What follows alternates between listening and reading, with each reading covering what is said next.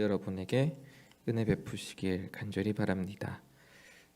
1517년 10월 31일입니다. 1517년 10월 31일 독일에서는 교회사에 있어서 가장 중요한 일이 발생합니다. 그것은 종교개혁입니다. 한 번쯤은 들어보셨겠죠. 1517년 10월 31일 그날 마틴 루터는 독일의 작센주에 있는 비텐베르크 성 교회 문에 95개조의 문항을 붙였습니다. 그 문항의 정확한 이름은 면죄의 효력에 대한 해명을 위한 변론이라는 조항의 제목입니다. 면죄의 효력에 대한 해명을 위한 변론이라는 제목의 95개조 문항을 게시하면서 종교개혁은 시작이 되었습니다. 우리가 흔히 알고 있는 것과는 달리 루터는 이 95개조를 발표할 당시에 가톨릭 교회에 큰 파문이 일어날 것이라고는 생각하지 못했습니다. 어떤 결과를 초래할지 예감하지 못했습니다. 그리고 당시만 하더라도 교황에 대해서 긍정적인 호의를 가지고 있었습니다. 1520년 6월 루터에 대한 교황의 파문 경고 교서가 발표되기 직전까지만 해도 루터는 교황이 자신을 적대시한 것은 아첨꾼들 때문이라 생각을 했습니다. 그리고 교황에게 정확한 정보를 전달해야 된다 생각을 했고 1521년 자기의 즉 그리스도인의 자유와 함께 교황에 보내는 별도의 서신을 보냈습니다.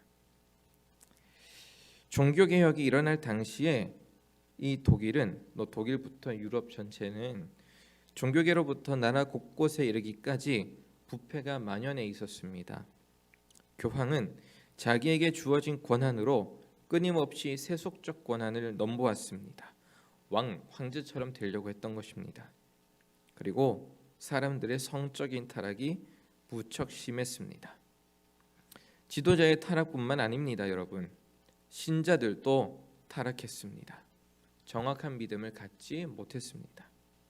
성경이 무엇을 말하는지 읽지 못하고 듣지 못하니 바른 믿음을 가지지 못했는데다가 마리아를 포함한 성인 숭배, 성상 숭배가 곳곳에 만연해 있었습니다. 정확한 지식이 없이 성상과 성물들을 숭배하는 것은 신자들의 마음에 두려움을 주었습니다. 이는 하나님의 용서와 구원을 돈으로 살 수 있는 상품처럼 바꾸어 버리는 결과를 가져다 주었습니다. 돈을 많이 내면 구원을 얻는 것이죠. 이것이 면죄부였습니다.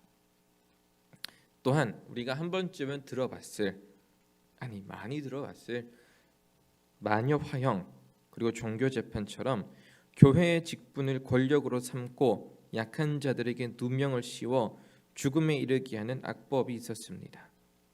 합법적인 살인 행위였지요. 법에 뒤에 숨어서 살인, 인간의 관계를 마음대로 펼쳤습니다. 이 마녀 사냥 혹 마녀 화형에 대해서 박영규 교수라는 분은 이렇게 이야기를 합니다. 유럽의 중세 사회는 각종 질병과 기근, 흉작 그리고 자연재해 등에 이어지며 붕괴의 조짐이 보였다.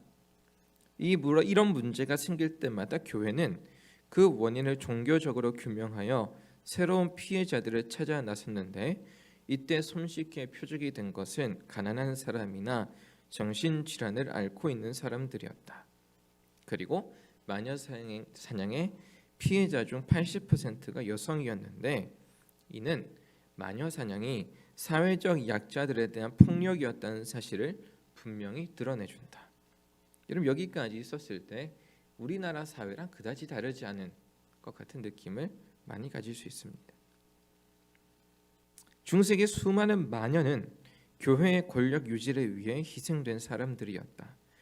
마녀 사냥을 통해 사람들의 불만을 잠재우면서 수많은 위기 상황을 모면하고 동시에 사람들에게 공포심을 주어 교회의 권위를 유지하려고 했다. 또한 마녀로 불린 사람들의 재산을 가차없이 몰수했으니 교회의 권위를 높이면서도 주머니를 채워주는 일거양득의 사업이었다. 이렇게 이야기를 합니다. 중세교회의 교리적 문제를 넘어서서 교회의 부패와 교회와 왕권의 결탁, 사회에 만연했던 부조리, 약자들에 대한 사회적 폭력이 함께 드러나게 된 그 시발점이 종교개혁이었습니다. 단순히 교리의 변화를 의미하는 게 아니라 사회 곳곳에 만연해 있는 이 병적인 것들이 함께 드러나게 되는 중요한 일이었다는 뜻입니다.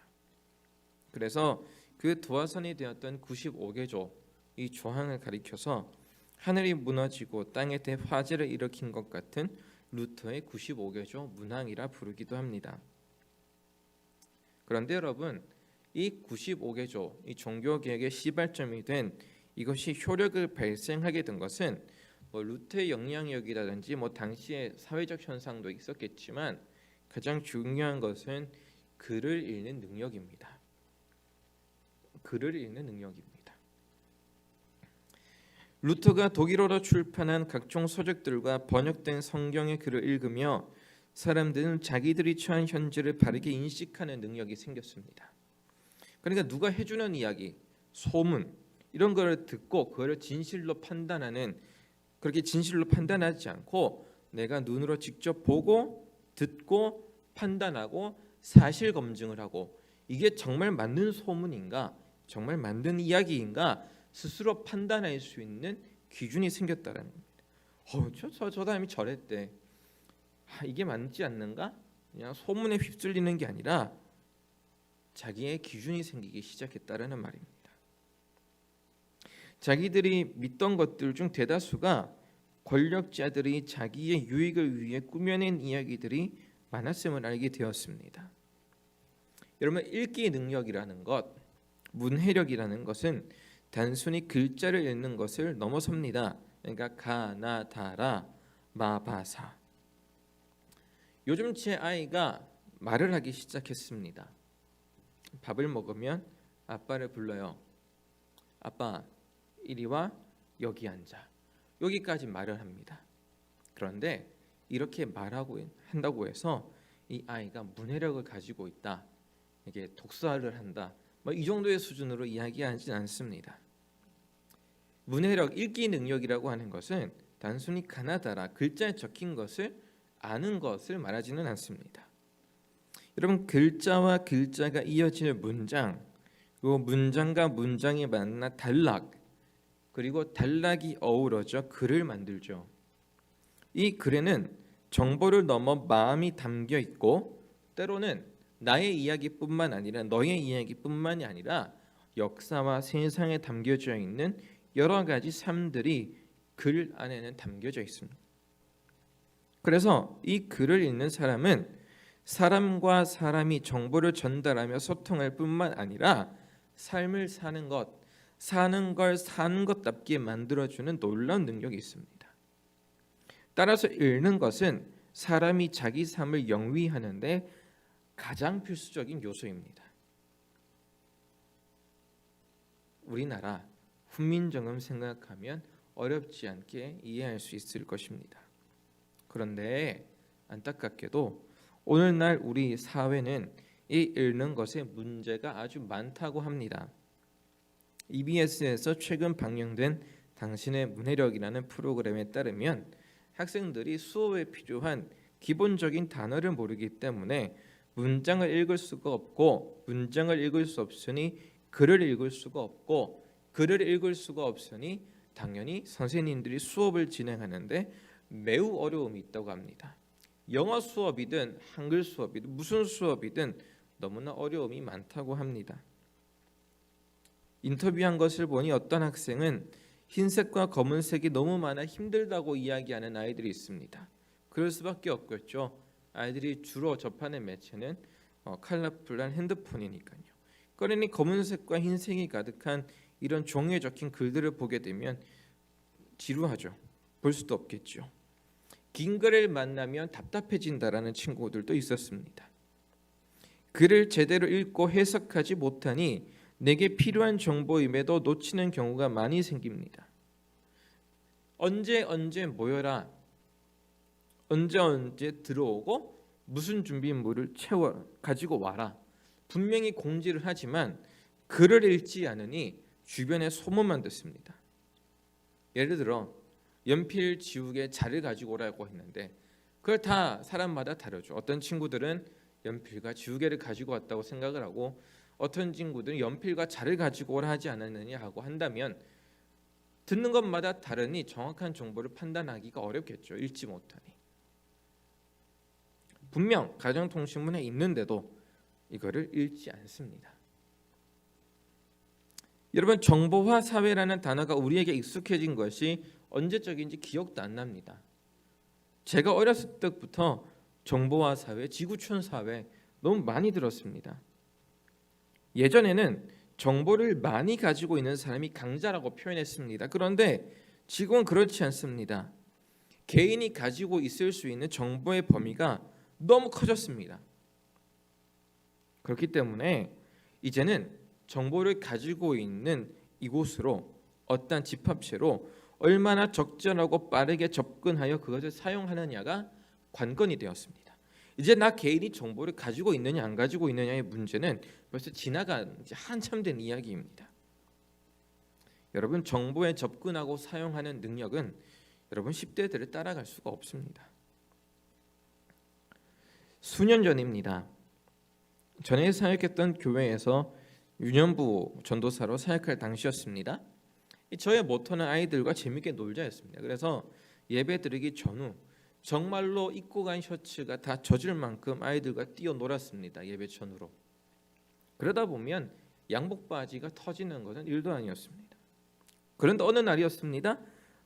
늘 저의 모토대로 뛰어놀다가 애들이 바지를 집어 당기고 하는 바람에 제 엉덩이 부분 양복 바지가 터져버렸어요. 민망해서 일어나고 아이들이 막 웃는데 저는 충격적인 장면을 봤습니다. 저쪽에서 9살 친구 하나가 핸드폰 켜고 유튜브로 라이브 방송을 그걸 친구들에게 송출하고 있는 거예요. 제 바지 찢어지는 장면을. 너 뭐하냐 그러니까 방송하죠 그러는 거예요. 9살이요. 여러분, 상상이나 할 수 있었겠습니까? 상상 못했습니다. 그런데 여러분, 자기들에게 정말 필요한 것을 갖추지 못했습니다. 정보를 바르게 습득하고 타인과 소통하고 나를 읽고 사회를 읽는 능력, 그것이 결여되어 있습니다. 그걸 가리켜서 오늘 뭐라고 합니까? 제목에 헛똑똑이라 기록했습니다. 겉으로는 아는 것이 진짜 많은 것처럼 보여가지고 막 판단하고 이거 해야지 저거 해야지 막 분주한데 정작 알아야 되는 것은 몰라요. 어떤 것을 선택해야 하는 상황에서 제대로 된 판단을 내리지 못하는 그런 사람, 헛똑똑이라 합니다. 오늘 잠언에서 지혜는 아들, 곧 하나님의 사람들에게 정확한 판단을 내리라 요청합니다. 까닭 없이 사람의 피를 흘리게 하는 일에 결코 동참하지 말라고 이야기를 합니다. 설령 내 통장에 돈이 차곡차곡 쌓이고 내 부동산과 내 집이 한 채 두 채 늘어난다고 하더라도 악을 향하는 네 발걸음을 멈추라 이야기합니다. 왜냐하면 악을 행하는 것은 결국 너의 생명을, 너를 망하게 하는 일이기 때문에 그렇습니다. 다르게 이해하면 돈을 쫓지 말라는 이야기로 이해할 수도 있겠죠. 그러면 여러분, 악한 자는 무엇입니까? 악한 자는 누구입니까? 여러분, 오늘 본문을 단순히 그냥 읽기만 하면 강도와 살인을 할 기회를 엿보는 폭력배 정도로 이해할 수가 있습니다. 그렇게 기록이 되어 있어요. 우리가 읽기 능력을 이야기했던 것처럼 오늘 본문에 나오는 이 악한 자를 이 폭력배 정도로만 이해를 해서 받아들이게 되면 이 본문은 우리에게 큰 관심을 주지 못합니다. 그러니까 나랑 관련이 없는 본문이라는 거죠. 여러분, 우리가 살면서 폭력배가 나한테 찾아와가지고 우리 조직에 들어와 범죄 행위에 가담하겠냐고 요청하는 일이 얼마나 자주 생기겠습니까? 그러니까 우리 상과는 관계가 없기 때문에 이 잠언 이거를 그냥 안 읽고 넘어갈 일이 많다는 거죠. 저처럼 키도 작고 힘도 없는 저한테 누가 폭력배가 와가지고 같이 뭐 하지 하겠습니까? 그렇죠? 게다가 목사인데요. 그렇게만 읽으면 이 잠언은 별 관계가 없어요, 우리 삶이랑. 그래서 의심을 한번 해보는 거죠.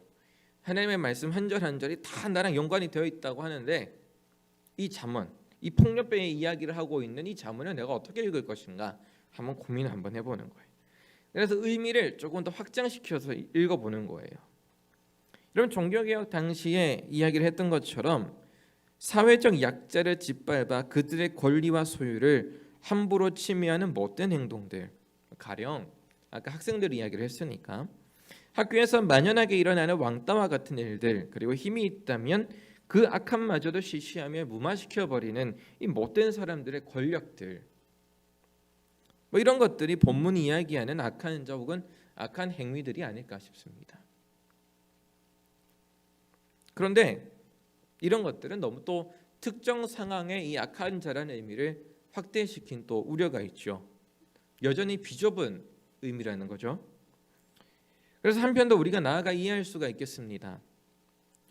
여러분, 지난 시간 우리는 지혜에 관해서 듣는 행위, 일상의 풍성한 식탁 등의 이미지로 잠언을 이야기했습니다.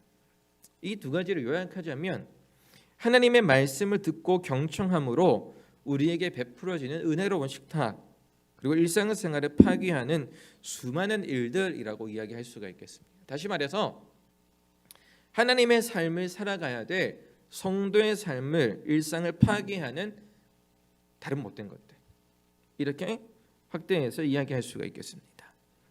강도와 살인이 일어나게 하고 약자의 권익이 파괴되고 미움과 다툼과 헛된 소문으로 사람들의 일상을 파괴하는 것들, 곧 예수님께서 이야기하셨던 것처럼 사람의 안에서 밖으로 나와 모든 것을 더럽히는 살인 행위와 같은 것, 다시 말해 사람을 향한 하나님의 선하신 뜻에서 죄를 짓게 만드는 그것, 곧 다시 말해 예수님이 이야기하셨던 것처럼 음란과 도둑질과 살인과 간음과 탐욕과 악독과 속임과 음탕과 질투와 비방과 교만과 우매함, 그러한 것들에서 너희는 빨리 돌이키라 라고 하시는 말씀으로 우리가 다시 읽어볼 수가 있겠습니다.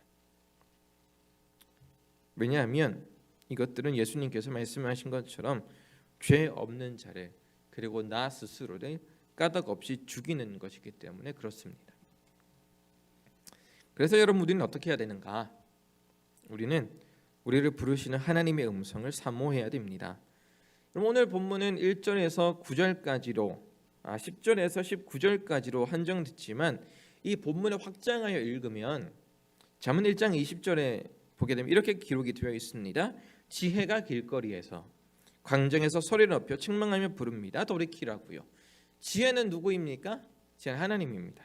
하나님이 외치는 거예요. 길거리에서, 광장에서 돌이키라고. 내가 내 영을 너희에게 부어주리니 돌이키라고, 들으라고요. 내가 너희를 부를 때에 듣기 싫어하고 손을 펼 때 돌아보지 않고 교훈을 멸시하고 비웃고 책망을 받지 않으면 너희가 필요할 때 내가 너희를 바라보지 않을 것이라고 이야기합니다. 여러분, 사람이 얼마나 악한지요. 너무너무 악합니다. 여러분, 재산과 자녀와 종들을 모두 잃어버리고 아내마저도 험한 욕설로 고통스럽게 하는 사람이 있죠. 우리가 잘 아는 욥입니다. 욥을 친구들이 찾아와 이렇게 이야기하죠. 네가 잘못했으니까, 분명 잘못한 게 있으니까 하나님께 벌을 받는 거야. 얼마나 못됐습니까, 여러분? 엘리바스 친구. 그런데 심지어 수아 사람 빌닷은 더 독한 말을 합니다. 욥, 사람이 이유가 없으면 벌을 받지 않지. 너 죽은 자녀들 분명 죄가 있었을 거야. 여러분, 어떻게 이렇게 이야기할 수가 있죠? 하나님은 욥에 대하여 정직하고 의로운 사람을 분명 이야기하셨는데 이 욥의 세 친구들은 그걸 몰랐어요. 근데 그걸 몰랐다 하더라도, 그래 아무리 그 죄가 있어서 죽었다 하더라도 어떻게 이렇게 독하게 말을 합니까? 친구한테. 어떻게 사람이 사람한테 가가지고 이렇게 이야기할 수 있습니까? 여러분, 근데 이게 우리들 마음이 아닙니까? 이렇게 독한 마음들이 우리한테 다 있지 않습니까?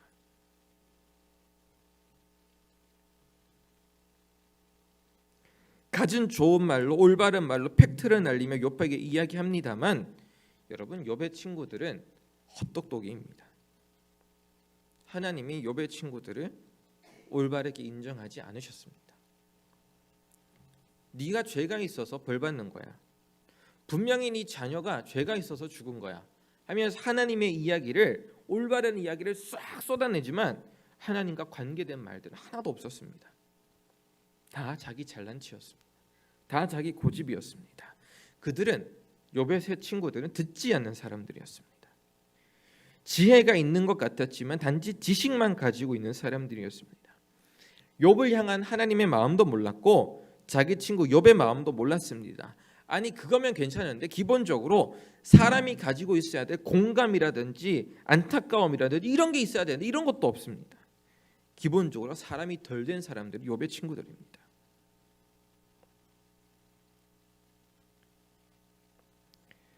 그들이 알고 있는 것은 팩트가 아니었습니다. 그들이 처음 욥을 만나서 참혹함에 아무 말을 하지 못했다라고 기록하고 있어요. 성경은 욥이 욕창이 나가지고 긁고 있고 고통스러워하는 그 모습을 보고 욥의 친구들이 욥을 만난 다음에 일주일 동안을 아무 말을 못하고 있다고 하는데 저는 처음 욥기를 읽을 때에는 얼마나 친구들이 볼 때 고통스럽고 안타까웠으면 저렇게 있었을까 생각을 했는데 욥의 친구들이 욥한테 했던 말들을 다 읽고 나서 이 욥의 친구들 행위를 보니까 이거는 욥의 고통을 듣지 않고 있었다라는 것에 대한 다른 표현일 뿐입니다. 그냥 가만히 서가지고 지금 저 친구 욥이 무슨 잘못을 했는지 지금 계속 살피다가 따질 것만 고민하고 있었던 겁니다. 결과적으로 그래요. 어떻게 그럴 수 있죠? 진짜 친구가 아니라도 그렇게 하진 않을 텐데. 여러분 우리나라에 너무나도 아픈 일이 있었죠. 세월호 참사가 있었을 때 얼마나 많은 사람들이 슬퍼하고 아파했습니까? 나랑 관계되지 않았던 아이들임에도 불구하고요. 그게 정상적인 마음이 아닙니까? 그런데 아파하고 있는 사람, 울고 있는 사람을 향하여서 아무것도 모르면서 그냥 올바른 이야기 칼만 던지고 있습니다. 욥 나는 네 그것을 용납할 수 없어. 네가 잘못한 거야. 막. 얼마나 마음이 힘들었겠습니까? 욥 무슨 일이 있냐? 얼마나 힘드냐? 친구라면 사람이라면 가장 먼저 그렇게 이야기를 해야 되는데 이야기하는 것도 소통하는 것도 찾아와 물어보는 것도 아닌데 그냥 뒤에서 그냥 욕만 하고 있는 거예요. 날카로운 말로 비수를 꽂고 있어요. 하나님을 아는 사람입니까? 아니요. 나중에 보게 되면 욥기 뒤에 보게 되면 하나님이 이 욥의 세 친구에게 분노하죠. 노하셔서 이야기를 해요. 니들이 우매하다고. 욥처럼 욥이 하나님을 아는 것처럼 너희들은 나를 모른다고. 헛똑똑이죠. 욥의 친구들은. 여러분, 우리는 그렇지 않는가 생각해 볼 필요가 있어요. 충분한 지식을 갖고 있지 않으면서 내가 가지고 있는 조그만한 지식으로 상대방의 가슴에 대못을 받고 있지는 않는가. 근데 또 반대로 생각할 수도 있죠. 나에 대해서 저 사람이 잘 모르는데 그 사람들이 하는 말 때문에 필요 이상으로 상처받고 있지는 않는가. 너무 쉽게 상처를 받아요. 상처를 주고 상처를 쉽게 주고 상처를 쉽게 받고 그러다 보니까 건강한 관계가 형성될 수가 없습니다. 여러분 루터가 95개 조항을 비텐베르크 성당에 게시할 때 못으로 두드려 박았다라고들 이야기는 하는데 사실이 아니었다 합니다. 그런데 여러분 루터가 그거를 못으로 박든 테이프로 붙여서 박든 바풀로 붙이든 뭘 사용했든지 그건 뭐 별 중요한 게 아닙니다. 그거는 그냥 역사가들의 고민일 뿐이고 그거는 실제 생활 살아가는 우리에게 좀 부차적인 문제, 뭘로 붙였는지 뭘로 박았는지 그거 뭐 두 번째입니다. 중요한 거는 그 내용이죠. 무엇을 계시하였는가입니다. 여러분 하나님을 향한 올바른 지식, 그리스도를 향한 사랑, 하나님이 사랑하시는 사람들에 대한 자유와 같은 선한 열매들이 우리 안에 있어야 됩니다.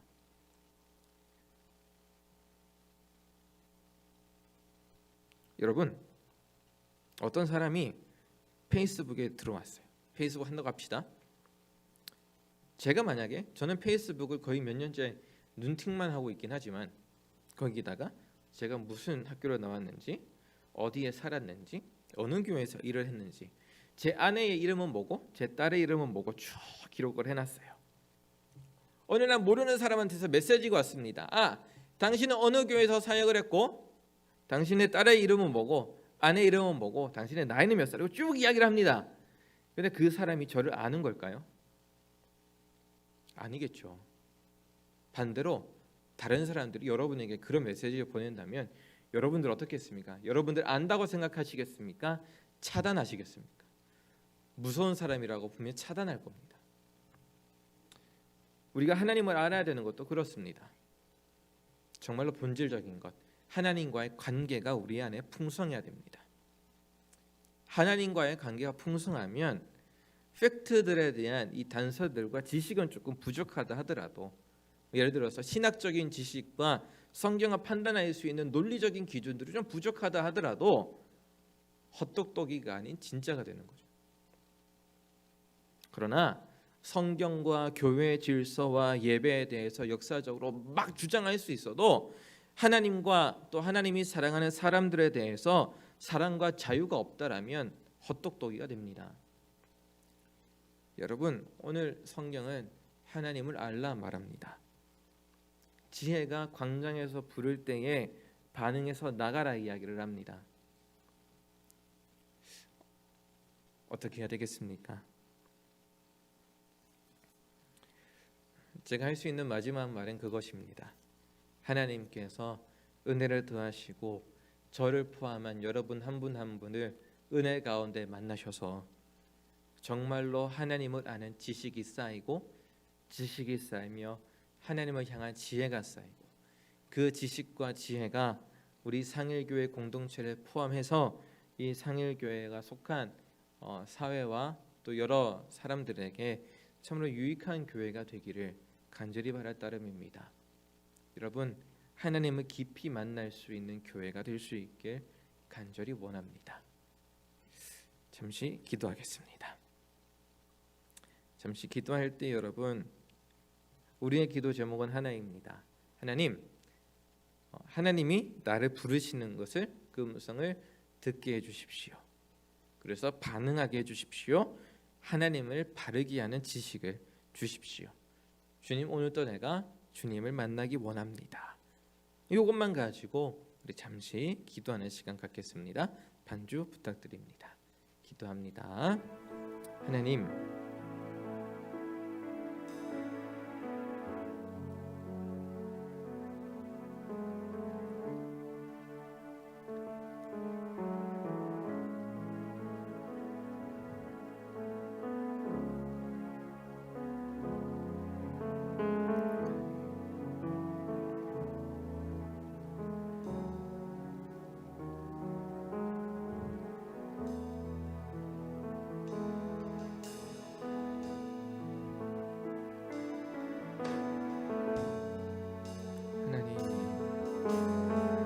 은혜를 베풀어 주십시오.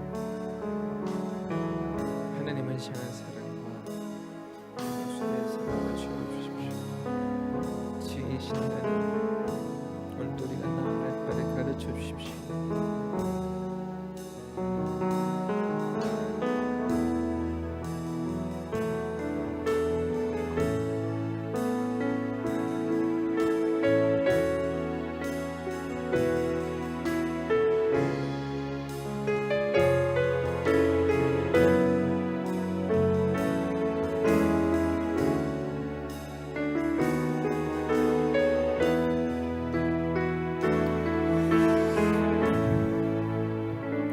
살아계신 하나님, 오늘 또 우리를 만나 주십시오. 하나님을 올바르게 하는 지식, 하나님을 정말로 아는 지혜를 우리에게 허락해 주십시오. 거친 세상 살아갈 동안 우리의 삶에 힘이 되시는 그 하나님을 내가 매일매일 만나고 경험하고 함께하기 원합니다. 하나님 사랑하는 상일교회에 오늘 또 은혜와 긍휼을 베풀어 주옵소서. 또한 오늘 또 간절한 기도와 도움과 또 많은 응원이 필요한 사람들에게 오늘도 하나님의 사랑과 긍휼이 또 때로는 교회에 충만한 관심이 그들과 함께하길 원합니다.